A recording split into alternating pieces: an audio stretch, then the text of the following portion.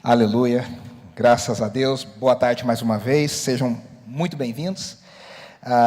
É muito bom a gente poder adorar a Deus juntos. E nós estamos na nossa penúltima mensagem da série Da Adversidade à Esperança, lições de Filipenses para o novo ano. Nós temos falado, obrigado quem acendeu a luz, a gente tem falado versículo a versículo, capítulo a capítulo, da carta de Paulo aos Filipenses, e tem sido muito impactante e muito transformador. E eu creio que hoje, quando a gente entra no capítulo 3 de Filipenses, esse é um estudo.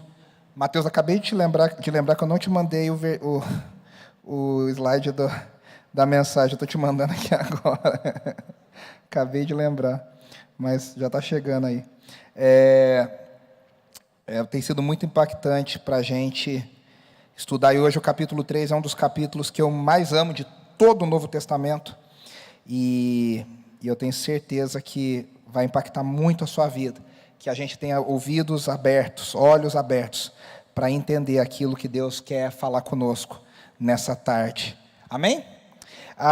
Nós temos falado, como eu disse, capítulo a capítulo, semana a semana, e a gente até aqui tem, sabe, quem é professor aqui sabe do que eu estou falando, Sempre quando vai chegando na hora da prova, tem algum bendito que fala assim: professor, faz uma revisão, aquele catadão do conteúdo. E aí, para a gente entrar no capítulo 3, eu preparei essa pequena revisão para a gente lembrar. Paulo escreve a carta para a igreja de Filipos, cidade importante, cidade com status grande ali no Império Romano, para duas coisas principais.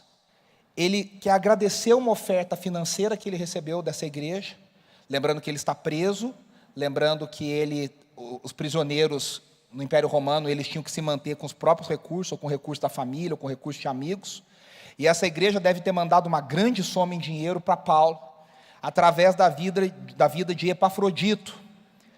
Epafrodito, que o seu nome vem de Afrodite, um pagão convertido ao Evangelho, agora vai levando esse recurso para Paulo, o apóstolo, e no meio do caminho o Epafrodito fica doente, ele consegue chegar e Paulo diz que pelas misericórdias de Deus a vida dele foi poupada.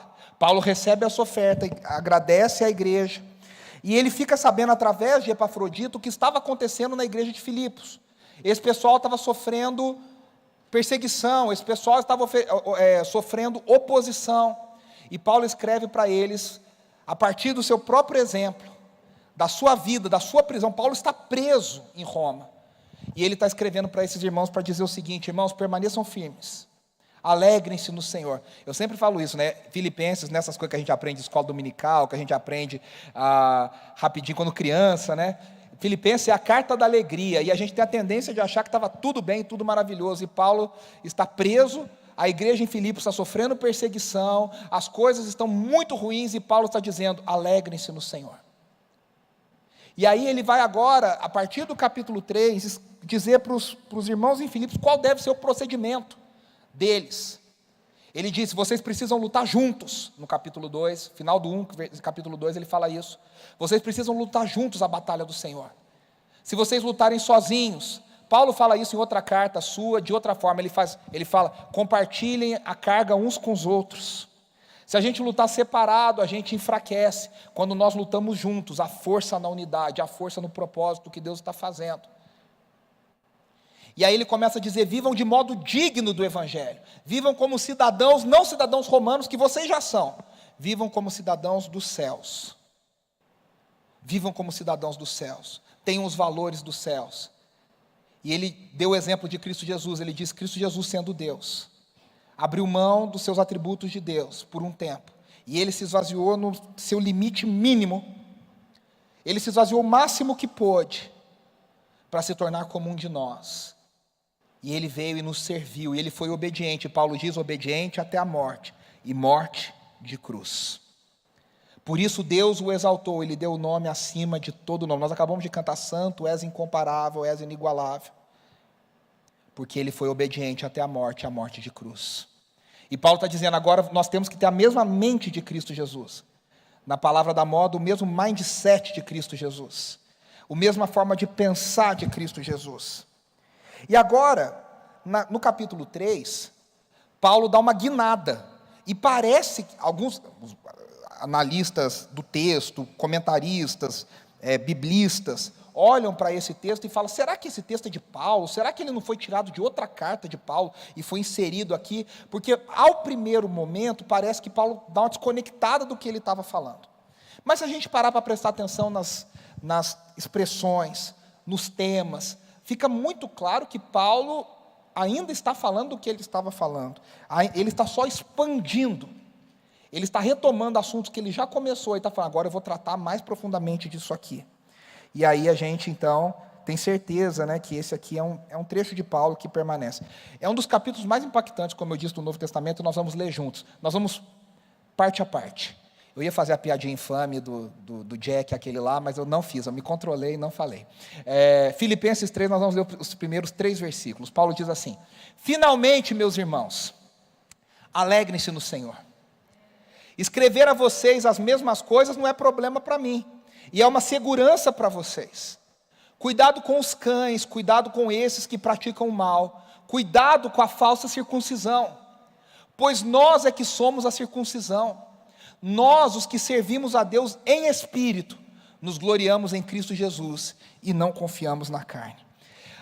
Pode passar mais um slide? O pregador e pastor Skip Heitzig, quando fala sobre esse texto, ele diz que Paulo nos ensina 3 coisas aqui. E eu quero que vocês guardem essas 3 coisas no versículo 1, 2 e 3. No versículo 1, a alegria deve ser guardada, a alegria deve ser protegida, a alegria deve ser mantida. 2, o legalismo deve ser evitado. E no versículo 3, a nossa identidade em Cristo deve ser compreendida. Primeira coisa é que o texto começa com finalmente. Na NVT, na nova versão transformadora, isso na NVI, né? Na NVT começa com por fim. E às vezes dá uma impressão para as pessoas mais desavisadas que Paulo está caminhando para o final da carta. Sabe quando o pastor que quer enrolar e fala assim, irmãos, já estamos terminando, mas nunca acaba. E o está terminando, vai, e tem uns 4 finais assim. Eu lembro de um filme muito legal com a Nicole Kidman, chamado Austrália, um filme antigo, já faz uns anos, já que saiu. O filme é lindo, mas o filme tem uns 5 finais. Você fala, agora acabou. Aí tem mais 20 minutos. Você fala, não, agora terminou. Tem mais 20 minutos. Você fala, rapaz, mas o filme tem uns 5 finais, assim, que não vai. Parece que Paulo queria terminar, esqueceu que estava terminando e continuou. Não é isso. Aqui é uma tradução errada desse termo, do grego. O que Paulo está dizendo, na verdade, é o seguinte, não é o finalmente de, estou acabando, mas é quanto ao resto. Quanto ao restante, em outros momentos das cartas de Paulo, a mesma expressão foi traduzida assim, quanto ao restante, quanto a todo o resto, tudo que eu tenho a dizer ainda, então Paulo está falando, né, meus irmãos e irmãs, eu tenho muita coisa para dizer para vocês, e aí ele começa com um imperativo, Mateus, volta para mim um slide, por favor, no texto mesmo, isso, obrigado, ele começa, alegrem-se no Senhor, aqui é uma ordem, é um imperativo. Paulo está encorajando os filipenses a se alegrar no Senhor, no meio do seu sofrimento. No meio do seu sofrimento. Ele já disse, olha, quando Epafrodito voltar para vocês, trazendo essa carta, a alegria de vocês vai ser dupla, porque vocês vão ver, tripla na verdade, vocês vão saber que ele está vivo, vocês vão saber que eu estou bem, feliz de receber a oferta de vocês, e vocês vão saber que tem uma carta para vocês, com ensinamentos apostólicos para vocês. Mas agora Paulo fala, alegrem-se no Senhor. Essa alegria, Paulo é muito claro, ela só pode ser encontrada em Deus. Essa alegria não é encontrada em outra coisa. Essa alegria não é encontrada em outra situação. Paulo está dizendo, essa alegria é encontrada no Senhor. Paulo aqui puxa um pouco da linguagem do salmista. Ele puxa um pouco dessa linguagem, ele está dizendo, olha, o Deus que nos salva é o motivo da alegria. A gente lê um salmo que fala de alegria no começo dessa celebração. Cantem alegres, cantem com cânticos de alegria. E aí ele está dizendo, não é um sentimento. E aí ele usa uma palavra muito específica, e essa palavra significa verbalizar com louvor e cânticos. Paulo está dizendo, alegrem-se, cantem, louvem ao Senhor. E é engraçado que a gente tem uma ideia que louvor e cântico vai do nosso mood, né? Vai do humor do dia.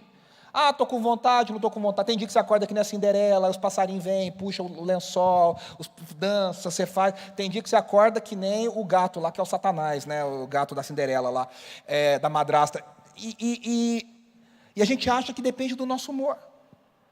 E Paulo está dizendo, cantar de alegria e louvar ao Senhor e se alegrar não é uma escolha que vem e vai, porque essa alegria ela deve ser tirada do Senhor. E Deus permanece o mesmo para sempre. Deus não tem sombra de variação. Deus não acorda de mau humor tem dia.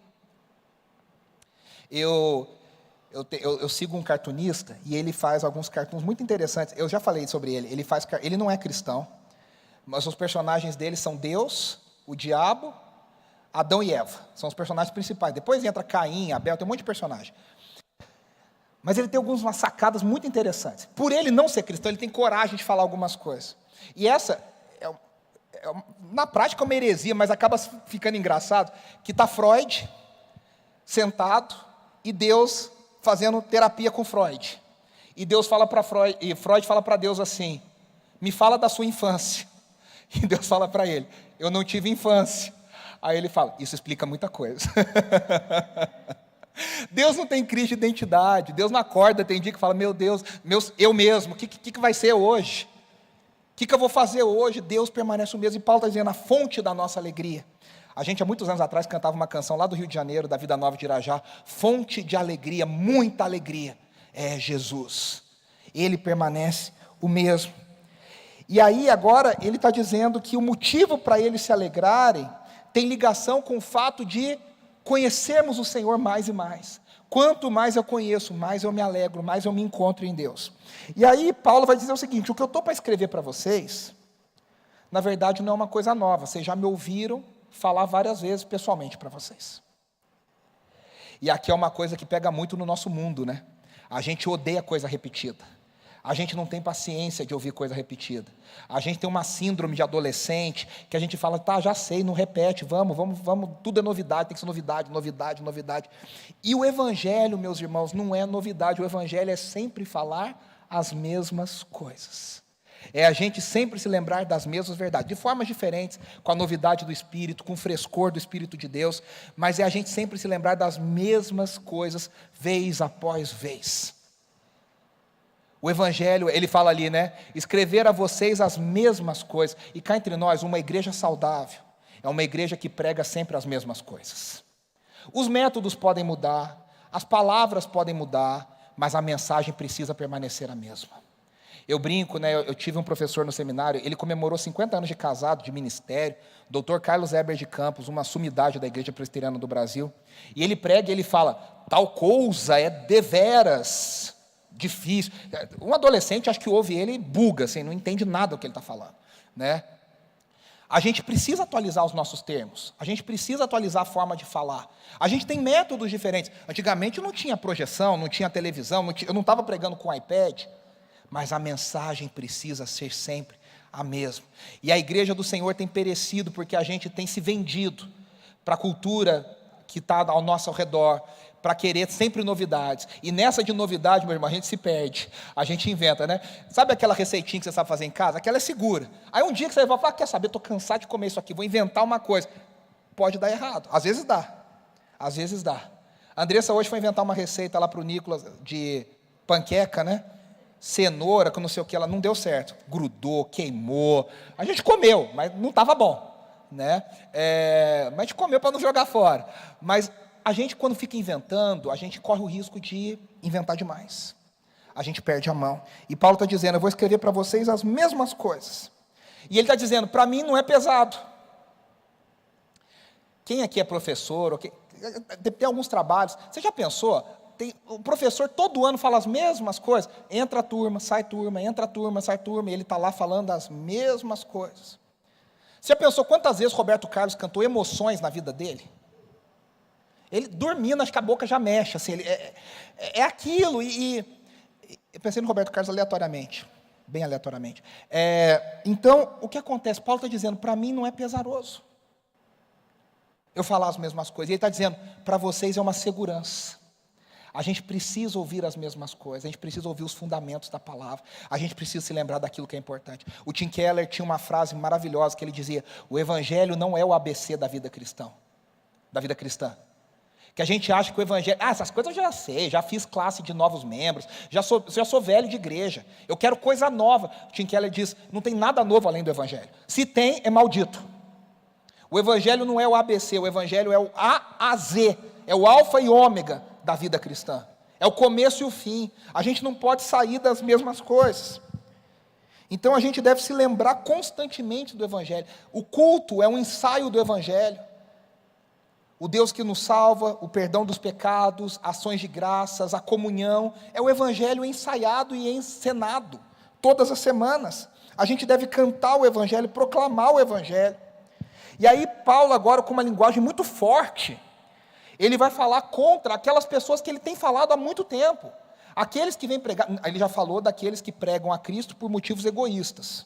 Mas esses pregam a mensagem verdadeira, a motivação que está errada. Ele falou lá no capítulo 1. Mas agora ele vai falar daqueles que pregam um outro evangelho, que lá em Gálatas ele chama de maldito. E qual que é esse outro evangelho? Está muito claro. Ele chama esses caras de cães. E aí, né, quem tem cachorrinho, gosta de cachorrinho, eu virei essa pessoa, você fala assim, que bonitinho. Mas no mundo romano, cão não era uma coisa legal. O cachorro, para um judeu, não era um animal bem visto, porque o cachorro era visto como imundo, como sujo. Então, quando Paulo fala, lembre-se que Jesus, quando vai falar para a mulher sírio-fenícia, ele diz, os cães comem das migalhas que caem da mesa. O judeu enxergava o gentio como um cachorro, que comia das migalhas que caíam da mesa da graça do Senhor, porque a mesa era para os judeus, e o resto comia das migalhas. E Paulo agora inverte. Paulo tem uma sacada muito interessante, ele chama de cães, não os gentios, ele fala para os gentios agora convertidos, os cães que são os judeus que estão entrando na igreja de vocês, estão pregando um outro evangelho. E qual que era o outro evangelho? Muito legal esse negócio de Jesus, muito legal esse negócio de cruz, mas para vocês viverem o evangelho, vocês precisam se tornar judeus. Os chamados prosélitos, vocês precisam se converter ao judaísmo, adotar a cultura judaica. O primeiro passo para homens era circuncisão. Paulo chama de mutilação. E aí ele fala 3 cuidados. Cuidado com os cães, olha como ele está reforçando. Cuidado com os que praticam o mal. Cuidado com a falsa circuncisão. Ele vai falar aqui, em outras versões, cuidado com os mutiladores, com aqueles que cortam, que machucam. Cuidado. E essa passagem é muito importante porque ela nos lembra da importância de permanecermos focados no Evangelho. Focados no Evangelho. Então Paulo começa com alegrem-se e já passa para o cuidado. Tem uma frase que eu esqueci de falar aqui, um famoso evangelista, Billy Sunday, ele diz assim, se você não tem alegria, há um vazamento no seu cristianismo em algum lugar. Um cristão que não é alegre. Os pentecostais têm uma frase, né, que diz, pentecostal que não faz barulho, nasceu com defeito. O crente que não tem alegria, tem algum problema no seu radiador da vida cristã, está vazando alguma coisa. O cristão que vive para baixo, o cristão que vive ingrato, o cristão que vive reclamando, tem alguma falha, alguma coisa está vazando na sua vida cristã. Porque a alegria, não podem ser circunstâncias, não podem ser pessoas, não podem ser problemas rotineiros, todos temos isso, overdose de trabalho, pecado na nossa vida, dúvida, doença, dor, dívida, hormônio, hérnia, aparece, as coisas roubam a nossa alegria, mas Paulo está dizendo, não deixa a alegria ser roubada, e aí ele vai falar desse cuidado. O grande comentarista, Gordon Fee, já falecido, diz, adorei essa frase dele, essa metáfora do apóstolo Paulo é cheia de mordidas, cuidado com os cães, é cheia de mordidas, ele diz, já que os cães eram a vida inferior, então Paulo está dizendo agora, ele está trocando, né, ele está virando, e dizendo, Cuidado com esses que querem incluir coisas no Evangelho. Lembre-se disso, queridos. Se a gente inclui algo no Evangelho, já não é o Evangelho. O Evangelho não permite que nada seja incluído e que nada seja tirado. O Evangelho é e basta. Não sobrou nada para ser feito. O Evangelho foi fechado na vida e obra de Jesus. A gente agora deve refletir, ensinar, falar, pregar. Mas se a gente acrescenta algo, Evangelho já não é. Já virou outra coisa. Então, Paulo está dizendo, cuidado, cuidado. E aí a salvação para Paulo tem a ver com uma coisa. Ser salvo é poder conhecer a Cristo. A gente acha que ser salvo é ser levado para o céu. Eu sempre falo daquele crente que a cabecinha, ele fala assim, não importa se eu ficar lá no fundo, o importante é eu estar no céu. É cabeça de aluno que gosta de tirar 6, passar com emoção, sabe? Com emoção ou sem emoção. Paulo está dizendo, salvação significa conhecer a Cristo. Ter prazer em saber mais de Cristo, ter revelação de quem Cristo é. O próprio Jesus concorda com Paulo, né? Jesus disse lá em João capítulo 17, versículo 3, esta é a vida eterna, que te conheçam, o único Deus verdadeiro, e a Jesus Cristo, a quem enviaste.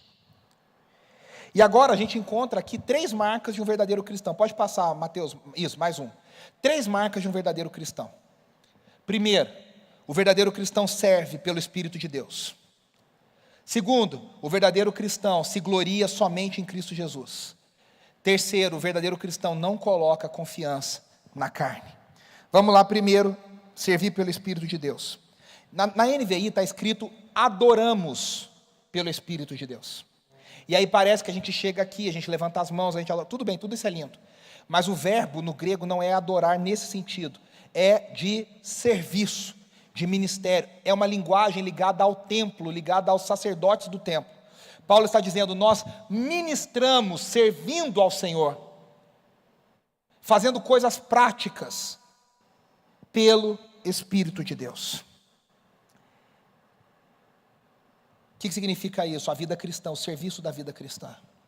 A gente opera na vida cristã pelo Espírito de Deus. Não é na nossa força, como diz aquele texto do Antigo Testamento, nem por força, nem por violência, mas pelo meu Espírito. Todo cristão verdadeiro possui o Espírito Santo dentro de si. O apóstolo Paulo mesmo, em Romanos 8:9, diz assim, entretanto, vocês não estão sob o domínio da carne, mas do Espírito, se de fato o Espírito de Deus habita em vocês. E se alguém não tem o Espírito de Cristo, este não pertence a Cristo. Todos os que pertencem a Cristo têm o Espírito de Cristo dentro deles. O Deus que chama é o Deus que capacita, é o Deus que provê. O Deus que pede obediência é o Deus que nos capacita a obedecer. O Espírito está dentro de nós, a energia, a força, o dunamis, o poder de Deus está dentro de nós, para nós obedecermos. João capítulo 4, 23, Jesus diz assim, no entanto, diz para a mulher samaritana, né? Está chegando a hora, e de fato já chegou, em que os verdadeiros adoradores adorarão ao Pai em espírito e em verdade. Estes são os adoradores que o Pai procura. O verdadeiro cristão serve pelo Espírito, ele vive pelo Espírito, ele entende que a sua força está no Espírito de Deus. Tem cristãos por aí, espero que você tenha conhecido, que são pessoas imparáveis. Você fala, cara, essa pessoa está sempre fazendo alguma coisa. Você encontra ela está envolvida no ministério, ela está envolvida numa ação, ela está fazendo alguma coisa. Ela foi, ela falou, ela ministrou, ela contou, ela orou, ela visitou, ela impôs as mãos sobre alguém, ela foi lá, deu dinheiro para alguém. Ela está sempre envolvida. Aí você fala, essa pessoa deve ter uma vida tranquila. E quando você vai ver, é o contrário. Às vezes essas pessoas têm as vidas mais difíceis. Mas o Espírito de Deus capacita homens e mulheres a servirem nas mais adversas situações. Eu não sei você, meus irmãos, mas eu quero ser um desses. Sabe, eu sempre falo isso, o crente verdadeiro que escuta o Espírito de Deus, que está sabendo, não está parado. Não está parado. Crente que está parado, está com algum problema, não está ouvindo a voz do Espírito. Porque a obra é muito grande. E eu não estou falando de fazer alguma coisa aqui na frente, de servir no reino de Deus. de operar no reino de Deus, de estar envolvido no reino, porque o reino de Deus é a nossa vida. A segunda marca de um cristão verdadeiro é que esse cristão se gloria somente em Cristo Jesus. A única coisa que ele se orgulha é Cristo Jesus. Não sobrou mais nada, todo o resto foi tirado. Paulo diz assim lá em Gálatas 6,14: quanto a mim, que eu jamais me glorie a não ser na cruz do nosso Senhor Jesus Cristo, por meio do qual o mundo foi crucificado para mim, e eu para o mundo. Paulo está dizendo, o mundo perdeu as cores para mim, o mundo perdeu a graça, a única coisa que me sobrou é a cruz de Cristo, eu só posso me gloriar nela. A gente não deve se gloriar no nosso status terreno, nos nossos dons, nas nossas conquistas. A vida cristã é uma vida de exaltação a Cristo Jesus. As pessoas devem olhar para nós e ver Cristo exaltado. As pessoas devem olhar para nós e ver Cristo exaltado. E aí, como resposta a essa mutilação que Paulo menciona que esses falsos professores, esses falsos pregadores estão promovendo, Paulo vai dizer agora que nós somos a circuncisão.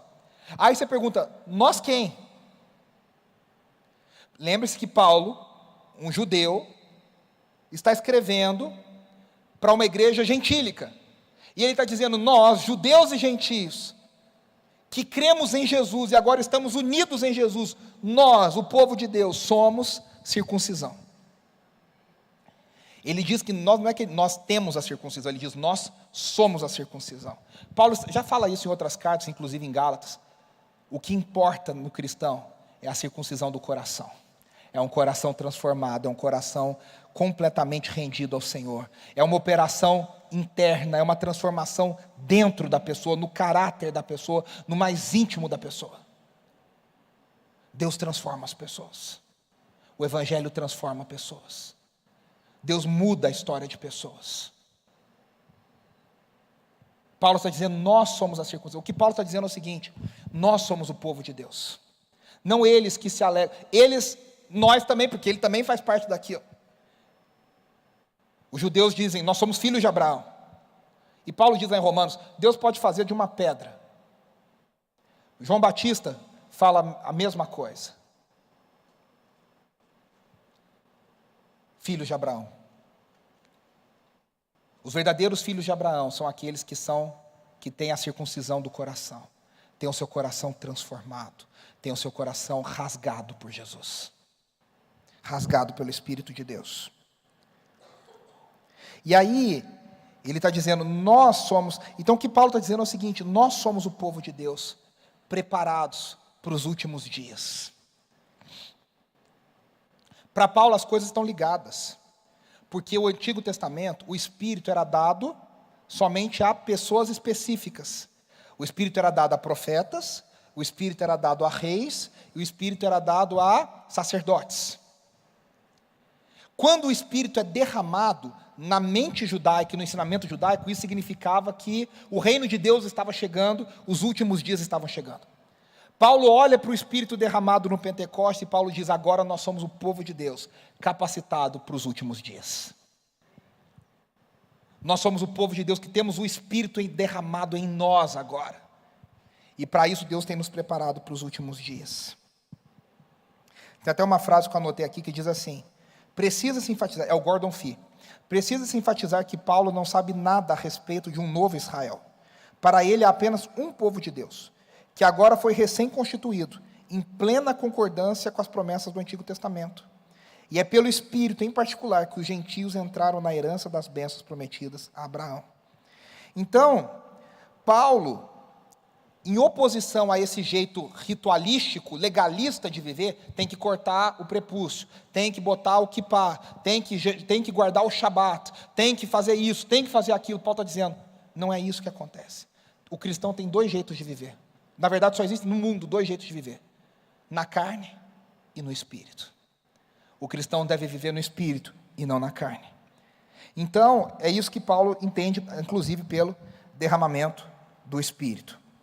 E aí, quando esses legalistas transformam a Torá, a lei do Senhor, somente em leis, eles não perceberam a revelação, a intenção da revelação, de mostrar que nós precisávamos de um Salvador, que nós precisávamos de alguém que viesse por nós. E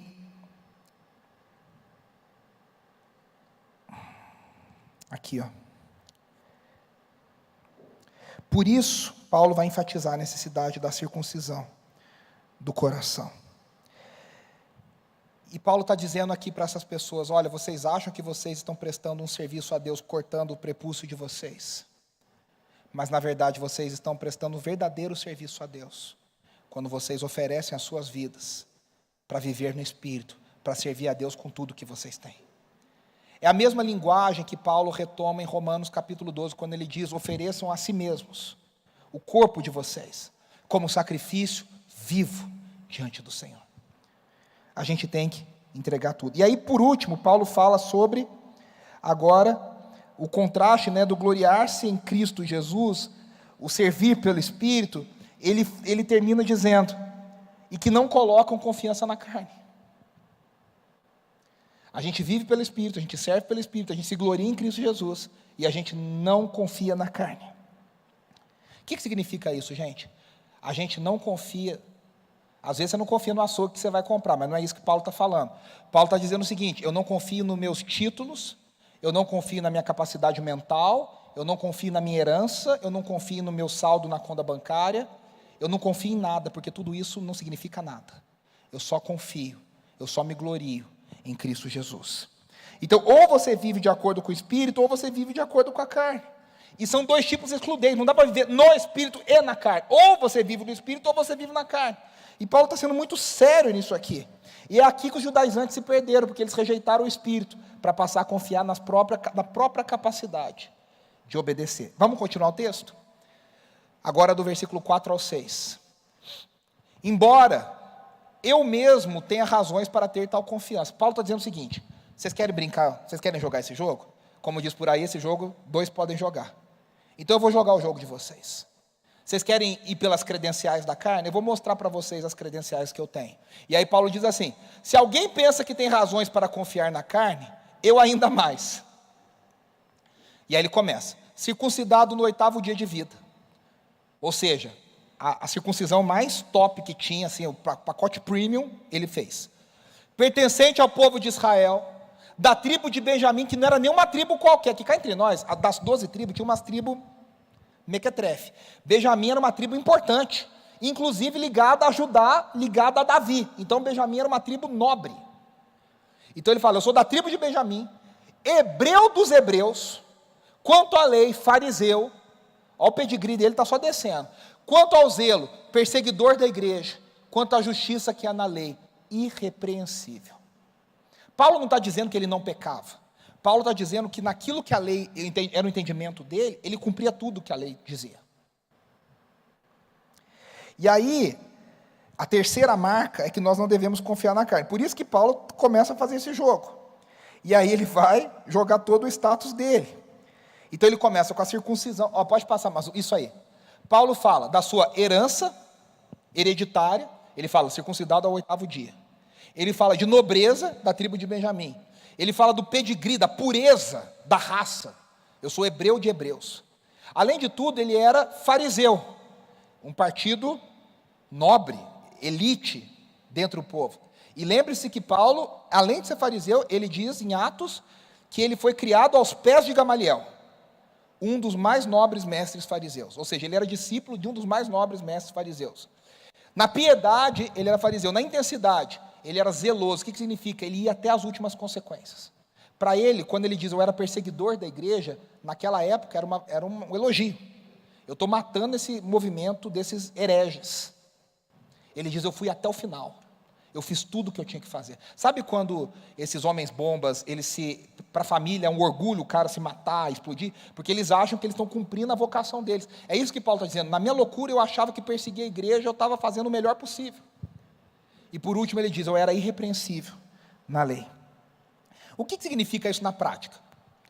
A gente às vezes fala isso e não sabe. O que Paulo era na vida dele? Como criança, pequenininho, recitava o Shema Israel, ouça Israel, o Senhor teu Deus é o único Deus. Pequenininho já sabia falar isso. Com 5 anos, começava a estudar sistematicamente as Escrituras, a Torá e os profetas. Aos 6, ele aprendia a ler e escrever com as Escrituras, na sinagoga. Aos 10, já sabia de cor grandes porções do Antigo Testamento, das escrituras hebraicas, e sabia, além de tudo, a tradição oral. Aos 12 ou 13, dependia do que caso, tinha o seu bar mitzvah, onde esse menino era declarado adulto. Aos 15, se tornava um mestre nas escrituras, inclusive sabendo tudo decorado. É isso que Paulo está dizendo. Vocês querem jogar esse jogo? Eu sei jogar esse jogo. É que nem quando a gente lê assim sobre Jonathan Edwards, aí você vai ler a vida de Jonathan Edwards. Ele entra em Princeton, ele entra na universidade com 12 anos, falando grego, latim e inglês. Aí você fala, 12 anos. O que você estava fazendo com 12 anos? Vendo Bob Esponja. Nem Bob Esponja existia com meus 12 anos, né? Então, Paulo com 15 sabia todo o Antigo Testamento de cor. Era um mestre da lei. E aí Paulo está nos ensinando o seguinte, meus irmãos. Com tudo isso, ele fala, eu não coloco a minha confiança na carne. Eu e você não devemos colocar a nossa confiança em rituais. Joga água na cabeça. Passa o óleo na porta. Tudo tem um valor. Mas o ritual pelo ritual, vazio. É igual pé de coelho, trevo de 4 folhas, não vale nada. Paulo diz, nós não devemos colocar nossa confiança na nossa herança étnica, racial. Porque o grande problema dos nazistas foi esse. Nós somos de uma raça superior. Não colocar nossa confiança na nossa classificação. Eu sou PhD, eu sou branco, eu sou asiático, eu sou doutor, eu sou isso, aquilo. Não colocar nossa confiança na nossa tradição. Não colocar nossa confiança na nossa capacidade própria de manter regras. E não colocar nossa confiança no nosso próprio zelo. Outras religiões promovem a justiça própria, o Evangelho promove a justiça que Deus nos dá. E aí Paulo continua para mim nos trechos mais lindos das Escrituras. Vamos continuar? Dos versículos 7 até o 14, a gente está agora na parte final desse trecho. Contudo, preste muita atenção que isso aqui é lindo. O que para mim era lucro, passei a considerar como perda por causa de Cristo. Mais do que isso, considero tudo como perda, comparado com a suprema grandeza do conhecimento de Cristo Jesus, o meu Senhor, por quem perdi todas as coisas.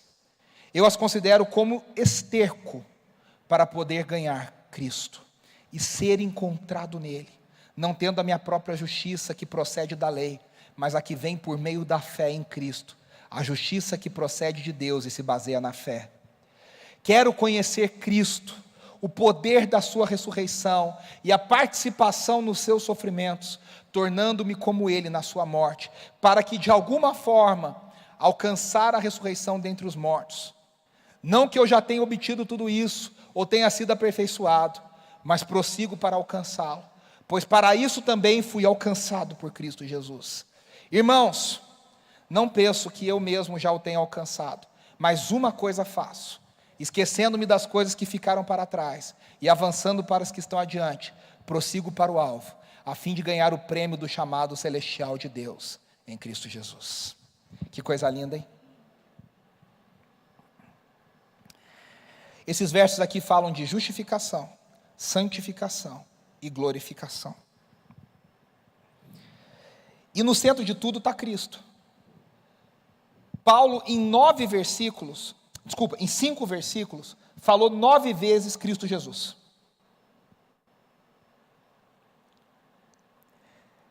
Tudo isso que Paulo falou, todo esse currículo invejável, Paulo olha para tudo isso e usa uma palavra bem deliberadamente, uma palavra feia, ele diz, isso aqui é esterco, isso aqui é fezes. Isso aqui é nada.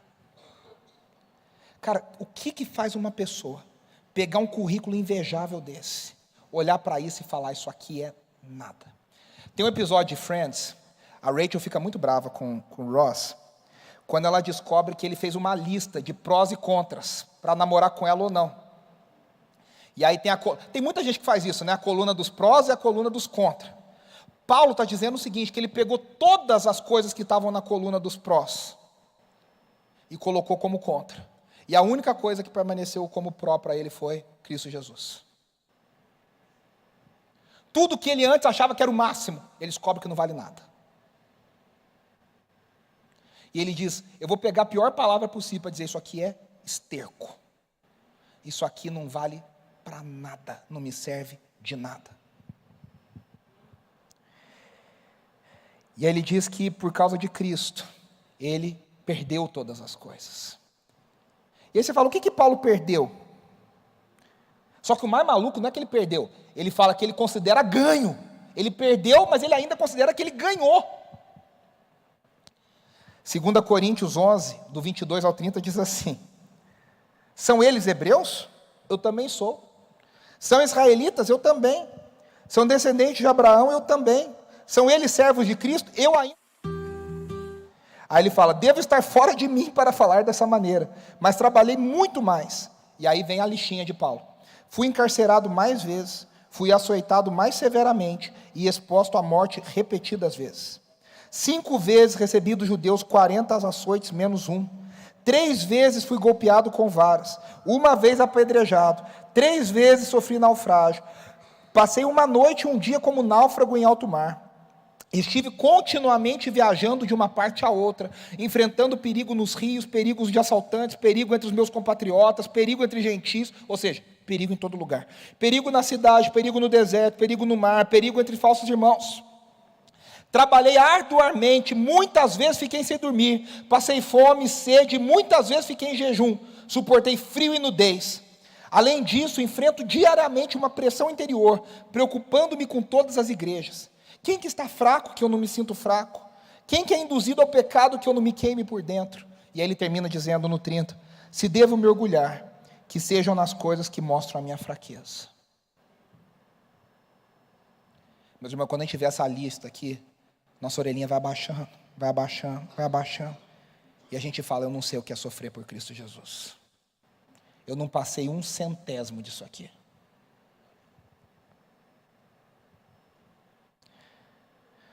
Paulo fala de justificação porque ele usa uma expressão linda, ele diz, eu fui encontrado por Cristo Jesus. No caso dele foi literalmente, ele estava a caminho de Damasco e Jesus apareceu para ele no meio da viagem e falou, Saulo, Saulo, por que me persegues? Mas de alguma forma, meus irmãos, eu não sei qual é a sua história, quer dizer, a maioria aqui eu sei, mas a gente foi alcançado por Deus, Cristo Jesus nos alcançou, Cristo Jesus nos encontrou. No mundo hoje, todos os dias, tem pessoas em lugares onde o evangelho não é pregado, e as pessoas sonham com Jesus, e Jesus prega o evangelho para elas, em sonhos. Jesus ainda alcança as pessoas, Jesus alcança o pecador, Jesus vem ao nosso encontro. No versículo 10, Paulo fala de santificação, ele diz, eu quero conhecer a Cristo, isso aqui é muito lindo, eu quero conhecer a Cristo, o poder da sua... Mais que a tempestade no X-Men lá, voando e jogando coisa e tal, o poder da ressurreição. O Martin Lloyd Jones, um dia pregando, grande pregador inglês, no final do século XIX, começo do século XX, disse assim para a sua igreja, se tudo que tem do Espírito é isso que a gente está vivendo, ou a Bíblia está mentindo, ou a gente está vivendo a vida cristã errada. Porque não é possível, deve ter mais. A Bíblia fala que tem mais. E a gente se contenta com tão pouco. Paulo diz, Paulo já viveu tudo, Paulo já tinha ido para o 3º céu, voltado, visto Jesus, Jesus ensinou o evangelho para ele, Paulo já fez tudo, e ele diz, eu quero conhecer a Cristo, e várias vezes ele fala, eu não julgo que eu cheguei, o verdadeiro cristão nunca acha que tem o suficiente, o verdadeiro crente nunca acha que chegou e já sabe muito.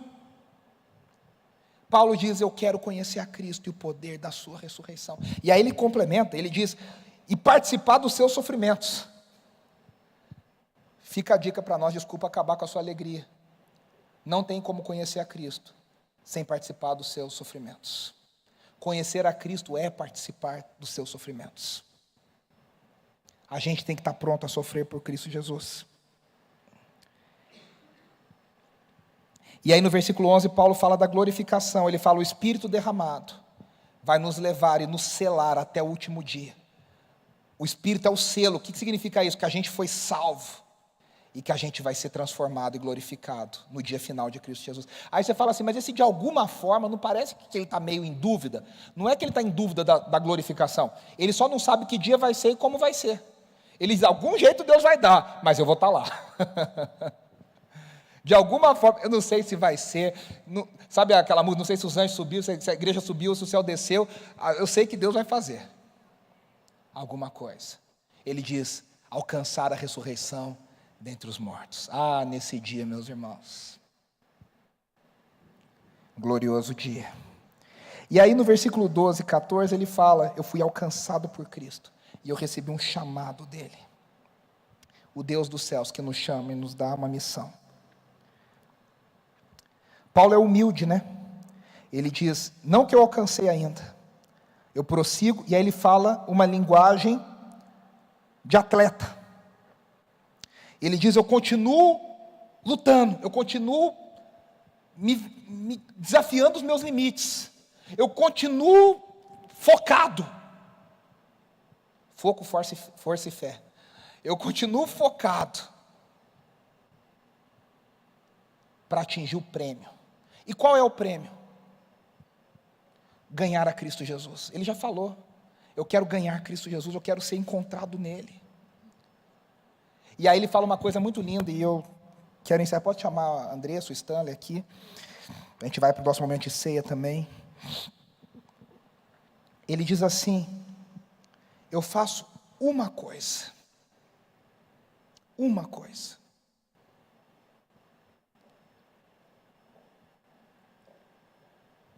Cada um de nós tem uma coisa para fazer, para a gente avançar. A minha uma coisa não é a sua uma coisa, e não é uma coisa de Paulo. Qual é a nossa uma coisa? Paulo diz: eu faço uma coisa. Coitado, se o Pablo Marçal lesse Paulo, ele saberia que não tem tantas coisas para fazer, tantos drives para instalar, tantas montanhas para subir, tantos helicópteros para segurar com a mão. Paulo diz: eu faço uma coisa. No caso dele, eu acho que ele estava se sentindo até angustiado de tudo que ele listou. Ele fala: eu esqueço de tudo que passou, tudo aquilo ficou para trás, e eu avanço em direção ao alvo. Meus irmãos, que coisa gloriosa. Que coisa gloriosa. Acho que eu já contei aqui, mas eu vou contar de novo. Eu estava entrevistando o Guilherme Kerr, talvez um dos maiores letristas da música cristã contemporânea no Brasil, quando ele fez 70 anos em agosto do ano passado. E eu perguntei para ele: Guilherme, para os próximos 70 anos, o que você está pedindo para Deus? O que você quer de Deus? Ele falou: só quero uma coisa, Renato, eu quero ser encontrado fiel.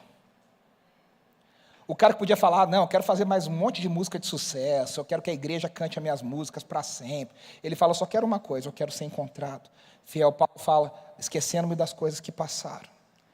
O que passou, passou.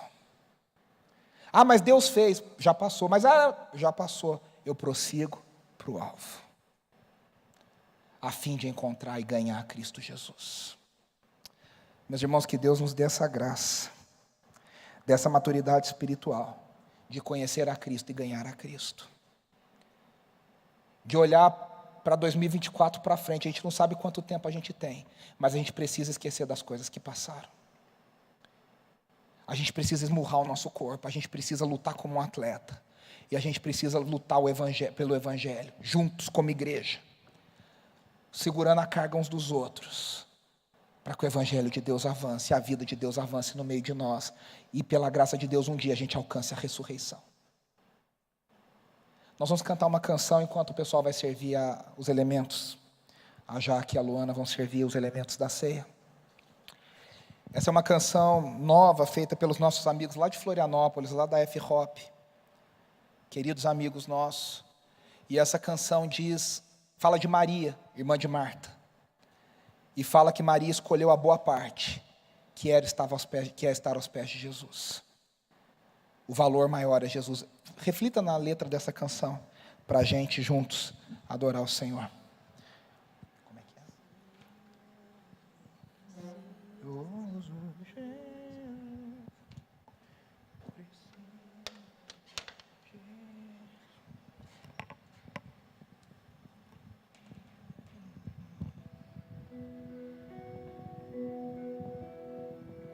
Ore ao Senhor aí no seu lugar, com seus olhos fechados.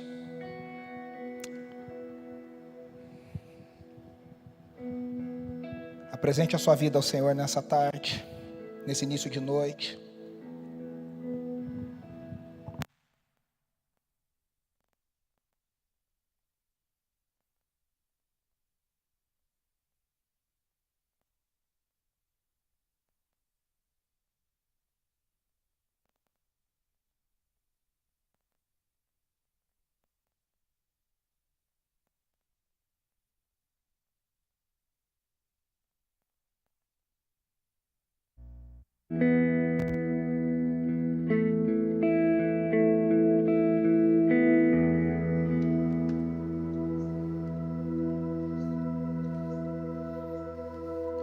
Precioso Jesus,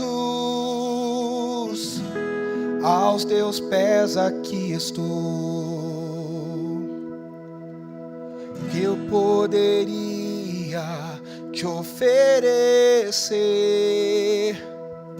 por tudo que tu és, tudo que tenho derrama aos teus pés.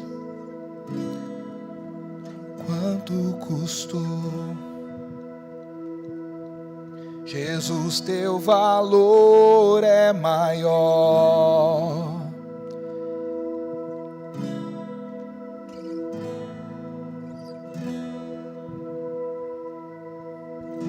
Eu encontrei o meu tesouro, eu encontrei o bem mais precioso. Eu encontrei o meu tesouro, eu encontrei o bem mais precioso.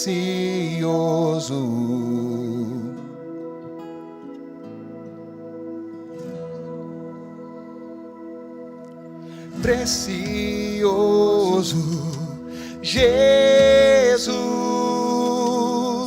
eu amo o som da tua voz. Tuas palavras são mais desejáveis que o mais doce mel. Tudo que tenho eu derramo aos teus pés. Não importa o quanto custou, Jesus, teu valor é maior. Jesus, teu valor é maior. Eu encontrei o meu tesouro, eu encontrei o bem mais precioso. Eu encontrei o meu tesouro, eu encontrei o bem mais precioso.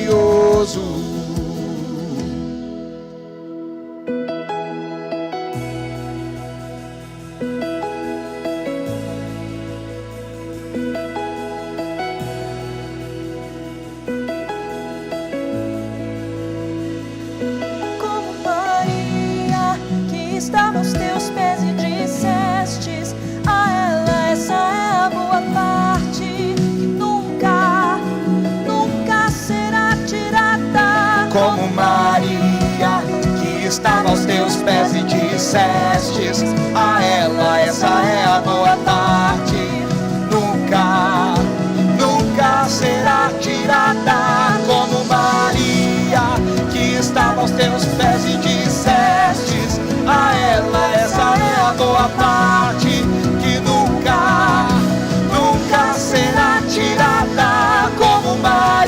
Maria, que estava aos seus pés e dissestes a ela: essa é a boa parte, que nunca, nunca será tirada. Eu encontrei o meu tesouro, eu encontrei o bem mais precioso. Eu encontrei o meu tesouro,